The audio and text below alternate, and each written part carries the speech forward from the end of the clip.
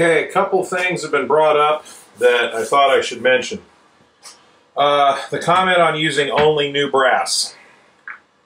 The reason I use only new brass is once you resize this stuff once, it tends to make it just a little smaller than what it is right now. At least mine does. I've got two 45 Colt die sets. I've got one by Lyman and one by Lee, and both of them size the brass down a little bit more than it is brand new out of the box, and you have a hard time getting the gas checks to seat down.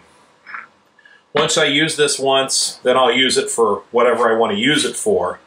But for loading these shot shells, I only use new brass. And 50 of them, quite honestly, I haven't loaded any of these for at least 6 or 8 years. So 10 of them will last, or 50 of them will last a long time. The other comment was the equipment we're using. Here, centered in the frame right now, we have an RCBS rock chuck, or just a standard old press. I've had this for going on 25 years. Again, we're using the Lee 45 Colt die set for the belling of the case mouths and the seating and the crimping of the top gas check. We're using a Redding 44 caliber expander die for our seating the bottom gas check, and I'll explain why in a minute when we get to that point. For those that have never done, and so you know, by the way, we're using CCI large pistol primers. Again, in this case, primer choice, we're not shooting for accuracy, we're not shooting for perfection, we're just shooting for function. I don't think the primer that matters, which primer matters a hill of beans, so whatever's your favorite, you know, use it. For those who aren't familiar with cast bullets, when you go to seat a cast bullet, it's very easy to shave the lead off the bullet because this is sharp right here. This right here, the case mouth is fairly sharp. So it's very, very easy to shave that lead. Let me find a, okay, here we go. Here's a 45 caliber, 250 grain round nose bullet. If you hold it up to the case, see, I've already belled this case, okay, and I don't know how well you can see that.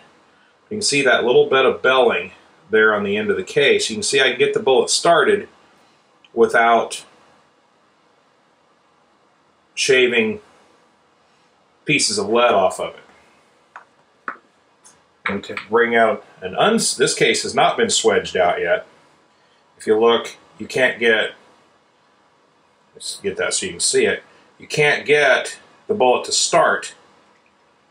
So if you were to try to seat that bullet, one of two things would happen. Either you'd crush the case down, or you'd shave pieces off the bullet, and you'd no telling where this bullet's going when it leaves the muzzle. You wouldn't have any accuracy at all. Well, the same issue exists with these gas checks. Without belling it, the gas checks will not seat straightly. They won't start straightly and they won't seat straightly. So, what you have to do, I've already set this die up. Again, it's a Lee expander die. Okay, I've run in, and hopefully that's showing up on the camera. I know it's tough to see. There's a little bell on the edge now. Now if you take an unsized case, the same thing applies with this gas check.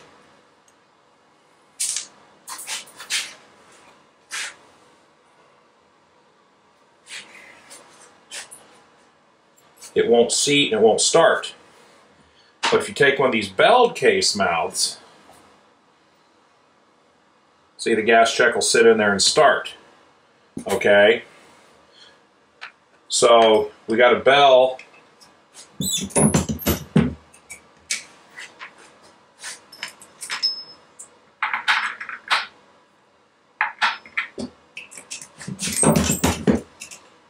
All 50 of these. Now if you had a turret press or a progressive, and for some reason you wanted to load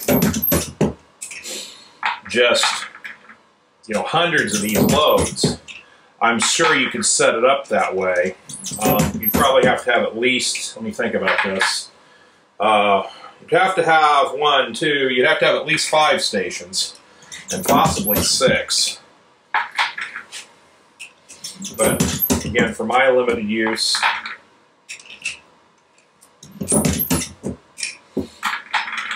you just bellin these out.